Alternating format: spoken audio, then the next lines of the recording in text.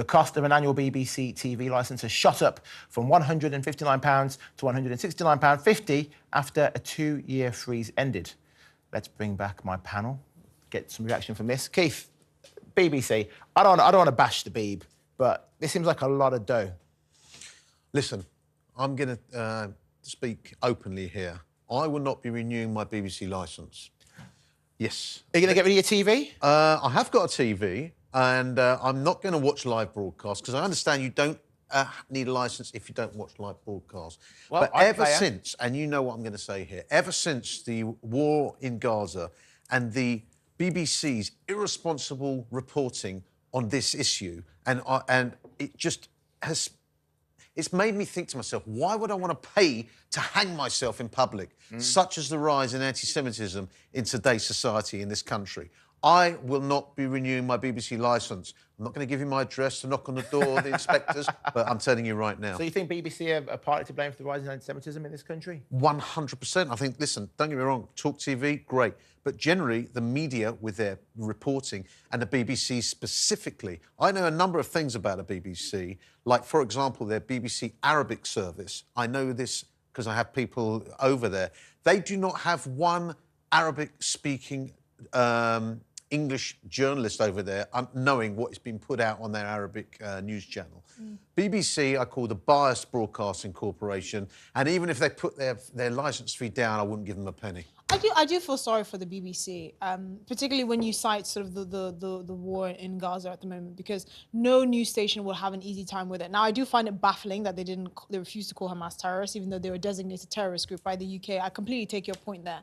But I don't think covering the war, which has so many sensitivities about it, is an easy job anyway. I actually think the BBC are going to lose license fees subscribers because of YouTube, mainly, because you don't have to pay if you watch YouTube or you use streaming services like Netflix and Amazon. And unfortunately, they're dominating the space. You can basically get everything online. TalkTV is moving online. I mean, most news stations are streamed online now. So really, what is the case for the BBC? I don't, in the current model, I don't really see it. Let's go to my legal advisor. I will tell you exactly what the position is. Online is the new front line, you're absolutely right, and you do not make money from news. And what you do need is, the question, I, as you know, host for the Royal Television Society, I do their podcasts for them, and I interviewed the great and good of the BBC. We celebrated the centenary, and my question to them was, well, what's next 100 years? So the question was not how, the first question is, do we need the BBC? And the basic answer to that is, well, do you need a public broadcaster who is independent of commercial objectives, independent of reliant on that sort of stuff? It therefore needs to be financed in some sort of way. Yeah. What they were talking about is, well, let's look at the different ways that you could finance it. And I personally believe that it should be available to everybody, which means that it should be perhaps means tested so that you can look at that sort of side. Because otherwise, broadcasters will not be doing the great content that the BBC does. Means testing is completely unsustainable. I think, yes, you should have a public broadcaster to maintain certain standards, because media companies that are commercially driven obviously have an agenda. Yes. Absolutely. I do think you need to cut out all the fluff. There's so many things that the BBC offers that it shouldn't. The Strictlys of the world and all these. Why shouldn't it offer Strictlys? It's entertainment. Because we have enough sources of entertainment. That's the point. If you have a public broadcaster that's there to maintain standards, certain journalistic standards and certain standards within news, which again it has a tough job doing, but I think you should have that in principle. Yeah. You don't need Strictly. You can, if you want to watch something dancey, you can watch it on Netflix. And you're right also, and that was the other question, because you're getting great things, you're getting great dramas and so on and so forth, and you look at that sort of stuff. Cut to like 50 quid a year, but it only gave us the essentials in news and in public information and things that like BBC, for instance, that students use to learn.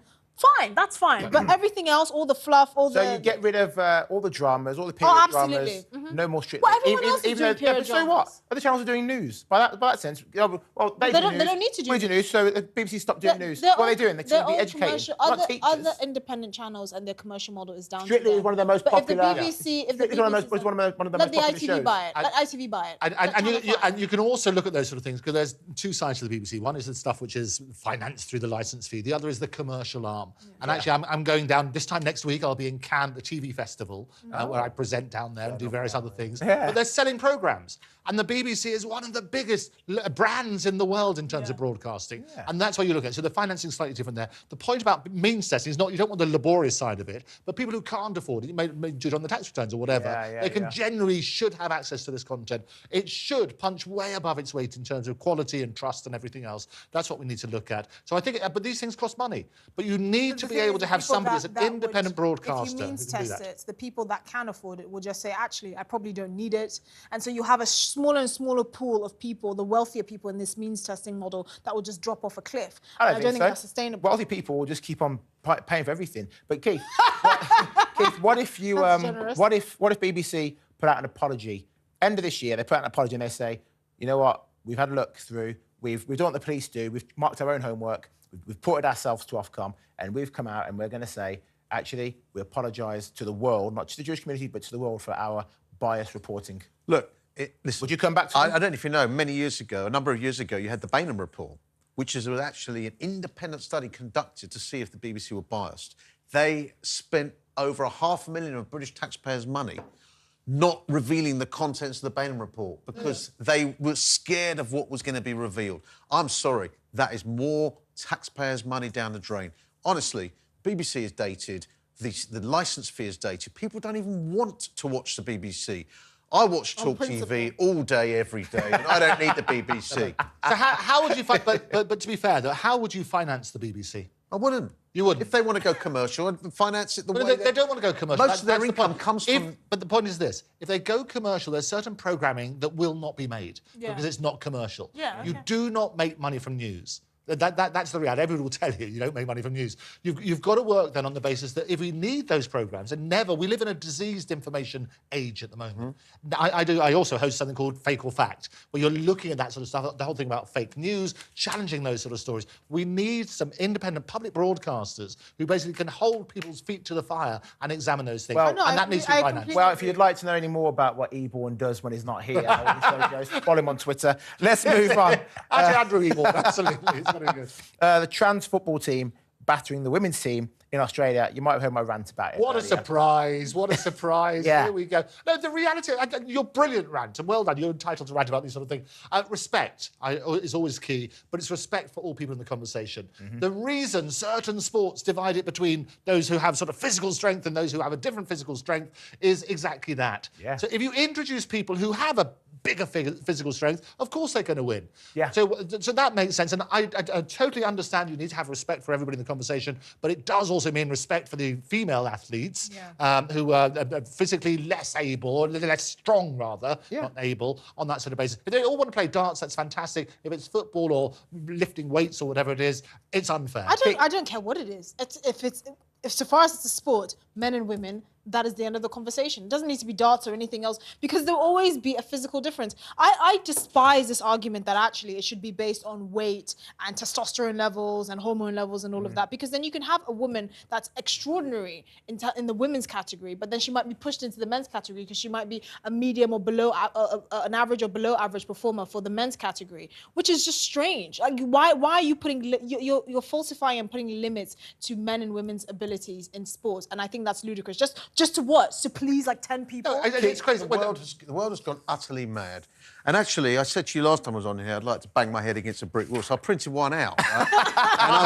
And I'm actually going to bang my head against a brick wall. Because let me tell you something.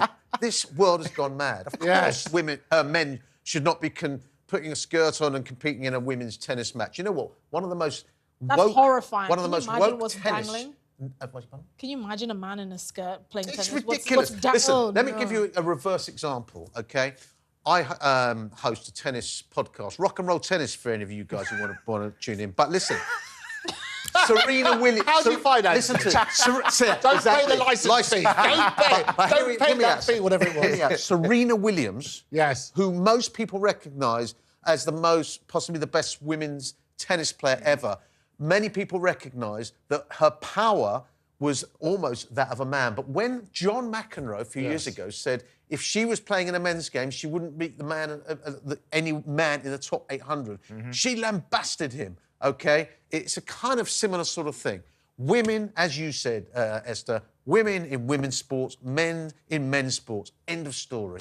But look at the mischief, and this is the whole reason it was set up in that sort of difference. And they say, but it's also about respect. Just to put a bit of balance on it. I don't mind people if whatever they want to do. If they identify as a woman, let them identify as a woman. But there is a difference in terms of sport and so on and so forth. Yeah. And I think respect involves respect for everybody in the conversation. Yeah, there's no rules in the Premier League or anywhere in the English Football Association. There's no rules saying that women cannot play with the men.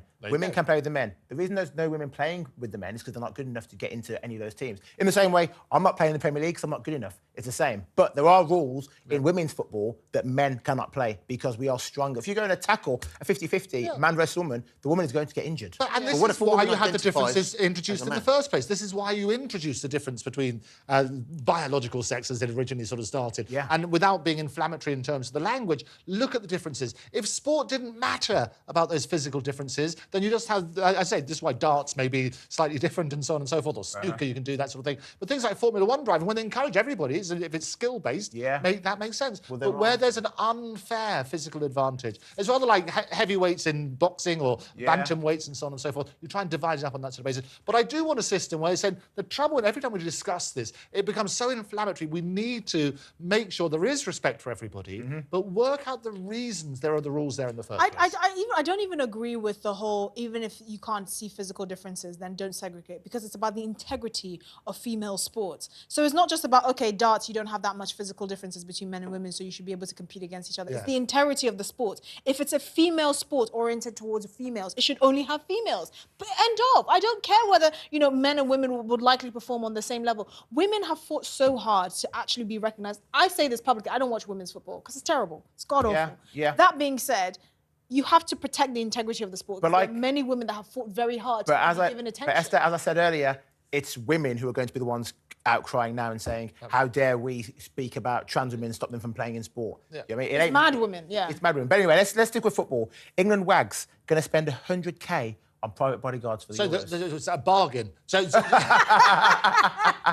what you have to look at is this, and I always look at these stories and you sort of turn around and say, well, how many people is that covering for and for how many days? I mean, how many wags are there? You work on the basis there's a team, they've got one each and so on and so forth. If you're talking about security guards and how much time is being spent, then that's what's going to happen. If they're talking about private security. So there's two issues. One is the cost, which you need to divide down, well, how many wags and how many people, and make that make sense. The other is the more concerning thing, which is about safety at these events. And this is the real concern, because the increase in violence, the increase in terrorist threats and so on and so forth is absolutely horrendous.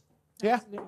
I mean, I'm actually curious how they calculated that 100. Well, that's what I'm saying. Yeah. It's like a headline figure, but if you've got 22 wags, or one person might have several wags, you don't know how many wives and girlfriends there might be. That's what they need to look at. And how many security people is that paying for over what period? It probably is a hourly rate, you look at that sort of basis. Yeah. I must tell you, from what I've read, first of all, the wags are paying for it.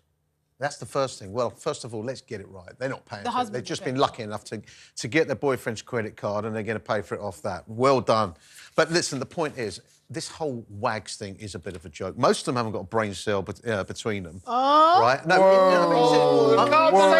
no, with all due respect, right? I agree with you. They are there, thank you. They are there because they bagged a footballer. And I've been in central London, not for a long time, where you go to a nightclub and there's girls who turn up to a nightclub because they want to bag a professional. Is that the one where you pretend to be a footballer? They should not be anywhere near the Euros, because let's face it, at the end of the day, the players need to concentrate on winning something. We haven't won anything for how many years? Was it 58 years? Well, they're there for moral support. Yeah, exactly. No, you're absolutely wrong. They're there to put Botox up, put some makeup on, and improve their Instagram. I would say that the wags we have today are not the good ones. Yeah, back in the day, Victoria Beckham, Cheryl, Pauline, those are proper wags. Quality ones. These are nobodies. Rooney versus Vardy, the best legal case we've had for a long time. No, you know what? The wags of the past were made of different stuff. You're right. And whilst I would rarely disagree with Esther, I have to say that women's football has got so good. It's terrible. Absolutely not. And you should know that. Put a sock in the nation.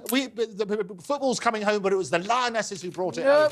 Where are the wags? You can put a sock in it. Hey, where are the wags? Where are the wags? Women's football. What about women's football? He can't even throw. He throws like a girl. Or they're no hats.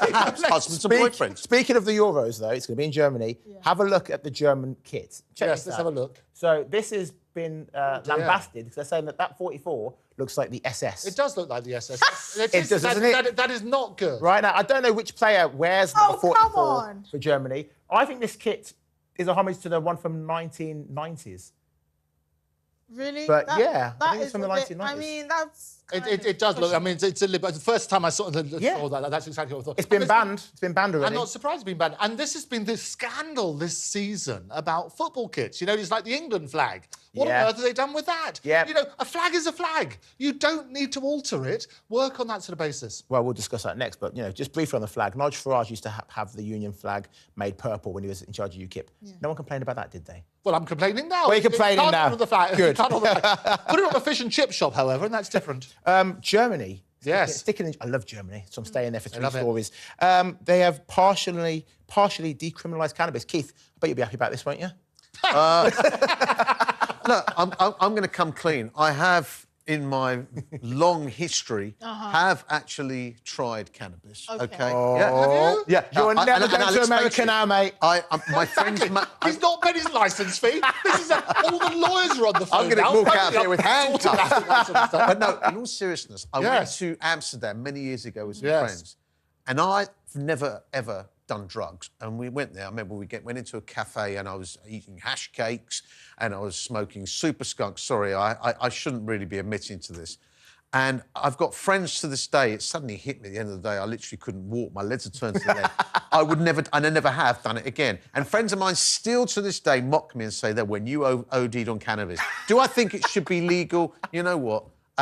It's a very difficult... I think we're getting there. I mean, the reason why Germany did this is because they're kind of sick of having loads of Germans go over to the Netherlands since they legalized weed 50 years ago and going over there to smoke. So the Dutch have been like, listen, we're getting too many German tourists. Can you please do something about it? But I think eventually the UK will follow suit. Look, since 2010, 80% of all drug offences have been for minor possession, right? We have 11,000 people in prisons on drug offences.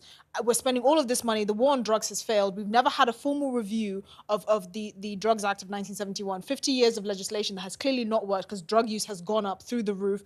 Drugs have become cheaper and more potent, and yet we've never reviewed failing drug policy. We're spending millions and millions of pounds on it or hundreds of millions actually, or potentially How far do you billions. take it, Esther? Well, I mean, because you know, yes, of course, you don't what want a drugs are society. gonna You be don't legal? want a society of potheads. No. You don't want a society where you're encouraging people to smoke marijuana. And I get the that. idea is, but as the well, way to get around that isn't to ban it. You have Exactly. you have to socialise it. Go on, in a way Eborn. that shows. I was going to just tell you what the rules are so people understand. It's basically from the 1st of April today, and it's not a full thing, over 18s can possess up to 25 grams of cannabis in public, which is a lot.